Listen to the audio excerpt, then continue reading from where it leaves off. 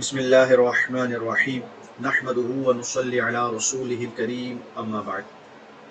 ایک شبہ اور اعتراض جو ہمارے بعض دوستوں کی طرف سے پیش کیا گیا ہے، اگر کوئی شخص عربیت اور حدیث سے ادنا درجے کی واقفیت رکھتا ہو تو اس کو یہ اعتراض پیش نہیں آئے گا جو کیا گیا ہے، لیکن جو خود سے اس شبہ اور اعتراض کو حل کرنے پر قادر نہیں ہے، ہم ان کے لیے اس اعتراض کو حل کرنے کی کوشش کرتے ہیں۔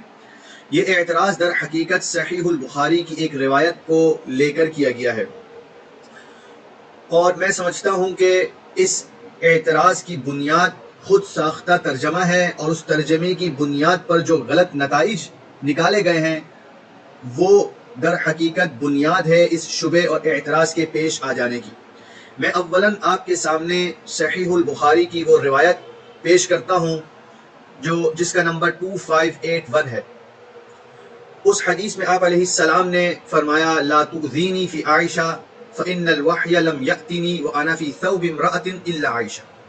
میں آپ کے سامنے اس حدیث کا وہ ترجمہ اور وہ مفہوم پیش کرتا ہوں جو ہمارے بعض دوستوں نے کیا، اور پھر اس ترجمے کی وجہ سے ان کو شبہ پیش آیا۔ انہوں نے ترجمہ کیا کہ مجھے عائشہ کے بارے میں ایذا اور تکلیف مت پہنچاؤ، اس لیے کہ وحی میرے پاس نہیں آتی جب میں کسی عورت کے کپڑے میں ہوتا ہوں مگر عائشہ، یعنی میں جب عائشہ کے کپڑے میں ہوتا ہوں تو مجھے وحی آتی ہے۔ اس ترجمے کے بعد جو نتیجہ انہوں نے نکالا وہ یہ ہے کہ حضور صلی اللہ علیہ وسلم اس بات کو پسند کرتے تھے کہ وہ حضرت عائشہ رضی اللہ عنہا کا لباس پہنے تاکہ وحی آپ علیہ السلام کی طرف آئے، نعوذ باللہ من ذالک۔ تو یہ وہ ترجمہ اور مفہوم ہو گیا جو ہمارے بعض ساتھیوں نے کیا اور پھر شبہ اور اعتراض پیش کر دیا۔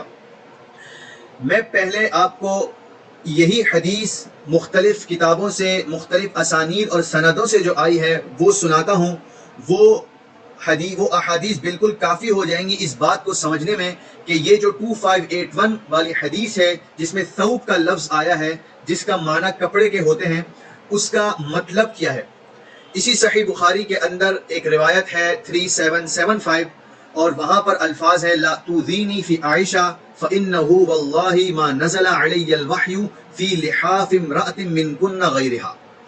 مجھے عائشہ کے بارے میں ایذا مت دو، اس لیے کہ اللہ کی قسم میرے اوپر وحی نہیں آتی جب میں کسی عورت کے لحاف میں ہوتا ہوں مگر عائشہ، یعنی عائشہ کے لحاف میں جب میں ہوتا ہوں تو اس وقت بھی مجھ پر وحی آ جاتی ہے۔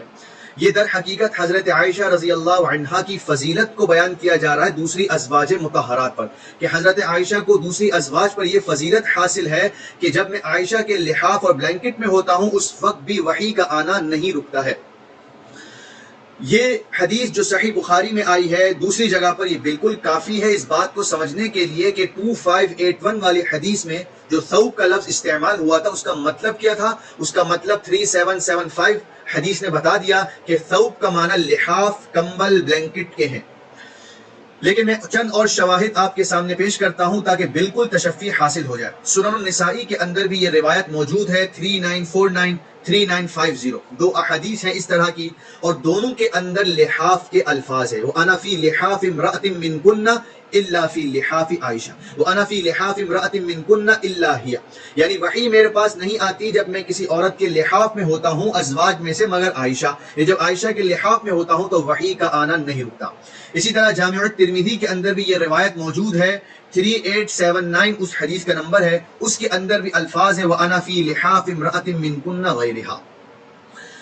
اسی طرح ابو یعلا اپنی مسند کے اندر ایک حدیث نقل کرتے ہیں کہ حضرت عائشہ رضی اللہ عنہا فرماتی ہیں اعطیت 9، مجھے 9 خوبیاں دی گئی جو دیگر ازواج کو نہیں دی گئی۔ اس میں وہ ایک خوبی نقل کرتی ہیں کہ آپ علیہ السلام پر وحی آ جایا کرتی تھی وَأَنَا مَعَهُ فِي لِحَافِهِ، جبکہ میں آپ کے ساتھ لحاف میں ہوتی تھی۔ اسی طرح کی ایک روایت مستدرک للحاکم کے اندر بھی موجود ہے جو یہی بتاتی ہے جو میں نے بیان کیا۔ اب یہ تو روایات تھی جو بتاتی ہے کہ وحی کا آنا نہیں رکا لحاف کے اندر بھی۔ آیا پریکٹیکل ایسا ہوا؟ حضرت عائشہ رضی اللہ عنہا فرماتی ہیں، ملا علی قاری رحمہ اللہ مرقات کے اندر اس روایت کو نقل کرتے ہیں۔ حضرت عائشہ فرماتی ہیں نزلت انک لا تہدی من احببت وانا مع النبی صلی اللہ علیہ وسلم فی اللحاف، یہ جو آیت ہے سورۃ القصص کی انک لا تہدی من احببت، یہ اس وقت نازل ہوئی جب میں آپ علیہ السلام کے ساتھ لحاف میں موجود تھی۔ تو یہ تمام کی تمام روایات بالکل واضح کر دیتی ہیں کہ 2581 میں جو ثوب کا لفظ استعمال ہوا ہے اس ثوب کے لفظ سے کیا مراد تھا، تو یہ دیگر تمام روایات بتاتی ہیں کہ ثوب سے مراد لحاف تھا۔ اب ہمارے دوستوں نے جو ترجمہ کیا ہے اس سے ایک اور خرابی بھی لازم آتی ہے، جو یہ کہہ رہے ہیں اس سے یہ خرابی لازم آتی ہے کہ اس صورت میں مردوں کی عورتوں کی مشابہت اختیار کرنا لازم آتا ہے، اور آپ صلی اللہ علیہ وسلم نے ایسے شخص پر لعنت کی ہے جو عورتوں کی مشابہت اختیار کرتا ہے۔ صحیح البخاری کی روایت ہے 5885، لعن رسول اللہ صلی اللہ علیہ وسلم المتشبہین من الرجال بالنساء، رسول اللہ صلی اللہ علیہ وسلم نے ایسے مردوں پر لعنت کی ہے جو عورتوں کی مشابہت اختیار کرتے ہیں۔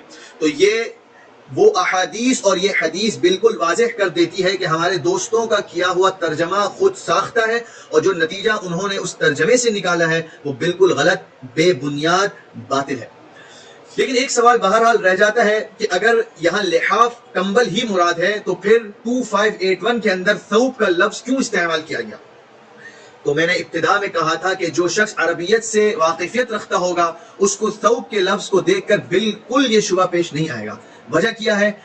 آپ اگر عربی ڈکشنریز کو دیکھیں گے تو وہاں ثوب کے معنی دیکھ لیں، معجم العرب کے اندر جہاں ثوب کا معنی کپڑا لکھا گیا ہے وہاں ثوب کا معنی یہ بھی لکھا گیا ما یلبس لیغطی الجسد او جزءا منه، کہ ثوب اس چیز کو کہتے ہیں جس کو پہنا جائے تاکہ وہ مکمل جسم کو چھپا دے یا اس کے کسی حصے کو۔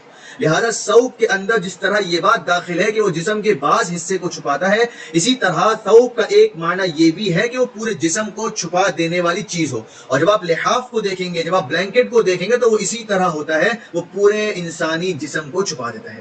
اسی طرح ثوب کا ایک معنی لکھا گیا لفۃ کاملۃ من القماش مختلفۃ المقدار، مختلف سائز کا وہ کپڑا جو پوری طرح انسان کو اپنے احاطے میں لے لے، لپیٹ لے، اور یہ بات صادق نہیں آتی ہے مگر لحاف اور کمبل پر۔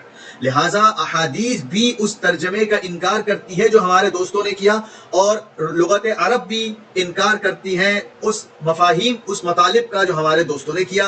میں سمجھتا ہوں کہ اگر حقیقتاً سمجھنا ہی مقصود تھا تو یہ بات بالکل کافی ہوگی اس بات کو سمجھنے کے لیے کہ ثوب سے مراد لباس نہیں ہے بلکہ ثوب سے مراد لحاف ہے۔ میں اسی پر اکتفا کرتا ہوں۔ وآخر دعوانا ان الحمد للہ رب العالمین۔